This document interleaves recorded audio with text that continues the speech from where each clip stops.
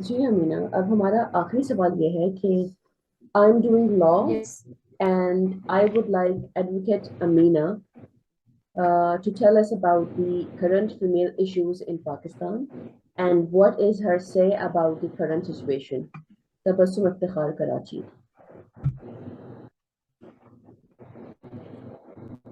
Yes Tabassum, आपका question थोड़ा सा जो है कंफ्यूजिंग है कि फीमेल इश्यूज क्या हैं। अगर हम वर्क प्लेस हरासमेंट से रिगार्डिंग बात करें या फैमिली इशू से, चले मैं दोनों चीजों को कवर करती हूँ, ठीक है। तो अभी फिलहाल जो हम कोर्ट में केसेस देख रहे हैं, वो हमारे जो करंट इश्यूज हैं जो आजकल हमें देखने को मिल रहे हैं, सबसे पहले तो डोमेस्टिक वायलेंस के केसेस जो है बहुत ज्यादा हमें देखने को मिल रहे हैं। ठीक है, उसके ऊपर हमने बहुत क्लियर सेशंस भी किए हैं कि डोमेस्टिक वायलेंस एक्ट 2013 उसके लिए बहुत क्लियर है। तो इस तरह के केसेस बहुत ज्यादा कोर्ट में देखने आ रहे हैं। अब चूंकि अब मुल्क के हालात लोगों की नजर में बिल्कुल हैं कि इन्फ्लेशन रेट किस तरह से बढ़ता जा रहा है, तो लोग अब फाइनेंशियल इश्यूज की वजह से जो है, अब हमारे जो जितने मेंटेनेंस के केसेस थे उनमें क्या कहते हैं, मेंटेनेंस की डिफॉल्ट होने शुरू हो गए हैं। कई ऐसे केसेस हैं कि जिसके अंदर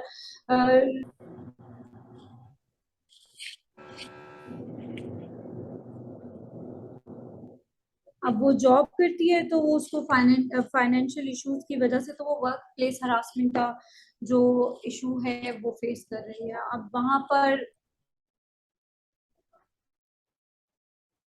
वहां पर भी उसके लिए इजी नहीं है कि वहां भी वो काम कर सके। तो ये मैं ये देख रही हूँ कि ये सारा एक साइकिल बनता जा रहा है कि आज अगर एक औरत खुला का केस फाइल करती है, तो अब वो इतनी स्टेबल नहीं है, इतनी स्ट्रांग नहीं है कि वो अपने बच्चे को खुद से पाल सके। अब उसके लिए अगर वो अपनी फैमिली का मुंह देखती है तो वहां भी उसको बहुत ज्यादा इशू फेस करने पड़ते हैं। और अगर वो खुद बाहर निकल रही है तो उसको ये वर्क प्लेस हरासमेंट के इशू देखने को मिल रहा है। और अगर वो कोर्ट आते हैं तो कोर्ट में नॉन मेंटेनेंस के जो इश्यूज हैं कि अब कोर्ट में आने के बावजूद भी इतना इतनी अमाउंट उसको नहीं ही मिल रही है जितनी अमाउंट उस बच्चे के एक्चुअल खर्चे। और अगर हम मेल साइड से भी देखते हैं, क्योंकि हमें तो हर तरह से कोर्ट में केस डिफेंड करने पड़ते हैं, हम फीमेल साइड के अलावा मेल साइड के भी केसेस देख रहे हो, तो वहां पर भी अब मेल्स के लिए भी इतना इजी कोई नहीं है कि दो दो फैमिलीज को सेपरेटली मैनेज करना। कि अगर हम अपनी फैमिली को एक एक घर में संभाल के चल रहे थे और उसके एक्सपेंडिचर्स बेयर कर रहे थे, तो आज अगर खुला हो जाती है और उसके बाद जो है उस बच्चे को सेपरेटली मैनेज करना है, तो एक फैमिली से हट के उस बच्चे को मैनेज करना, एक जिसकी 20,000 तनख्वाह है या 25,000 तनख्वाह है, तो उस सैलरी पर्सन के लिए बहुत डिफिकल्ट हो गया है कि वो अपने घर के रेंट्स दे या फिर अपने घर के जो बेसिक नेसेसिटीज हैं इनको पूरा करे या उस बच्चे की मेंटेनेंस दे।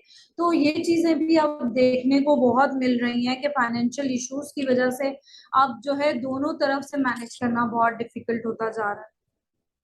दूसरा, अब ट्रांसजेंडर के जो इश्यूज हैं वो आजकल बहुत ज्यादा देखने को मिल रहे हैं कि इनको अब आप देखें कि सोसाइटी के अंदर इनका वजूद तो है मगर इनके कोई राइट्स नहीं है।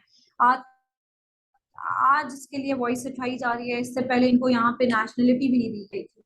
तो ये इश्यूज जो है हमें देखने में बहुत मिल रहे हैं। अब अगर हम हरासमेंट का देखें तो अभी लेटेस्ट हम लोगों ने सुपर हाईवे के ऊपर एक इशू सुना था कि दो बच्चे लेके एक लेडी जा रही थी और उनके साथ रेप केस का जो हमने सुना, और ट्रेन का एक वाकया हादसा हुआ। तो उसमें भी हमने इस तरह के केसेस देखे कि आज इतनी एजुकेशन होने के बावजूद, इतने लोग पढ़े लिखे होने के बावजूद आज हम जो है इस तरह के केसेस देख रहे हैं कि आज अकेले हम नहीं निकल पाते, स्टिल हम हॉस्टाइल हैं। और हमारे लिए अकेले काम करना, अकेले मूव करना बहुत सस्पिशियस होता जा रहा है। स्टिल अभी भी लोग हमें मतलब ऐसे ही देखते हैं कि मतलब हमारे जेंडर वाइज हमारे इश्यूज बहुत ज्यादा। तो ये सारे इश्यूज जो हैं हम सोसाइटी में आजकल देख रहे हैं।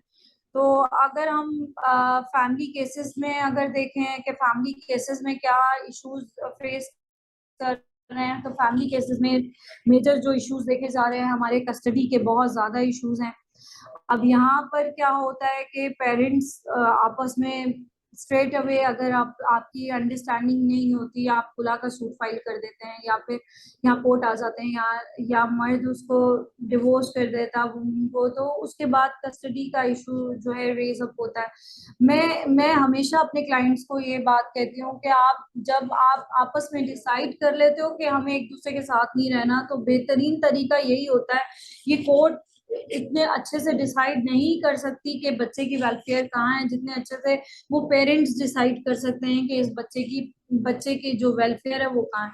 तो मैं ये सोचती हूँ कि बजाय इसके कि ये कोर्ट डिसाइड करे, उससे पहले पेरेंट्स को डिसाइड कर लेना चाहिए कि हमारी अलैदगी के बाद हम इस तरह से बच्चों को शेड्यूल करेंगे, इस तरह से मीटिंग करेंगे, बच्चे की कस्टडी मदर रखेगी या फादर रखेगा।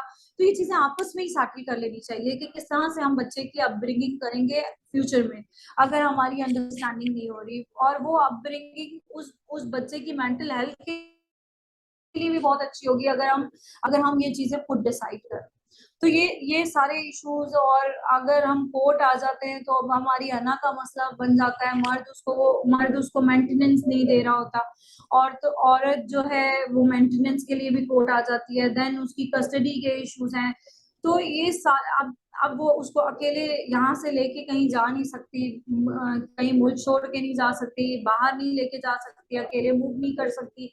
तो ये सारे इश्यूज आज, क्योंकि डिवोर्स रेट बढ़ रहा है और खुला के केसेस भी डेली फाइल हो रहे हैं, तो ये सारे इश्यूज जो है हम डेली देख रहे हैं कोर्ट्स के अंदर।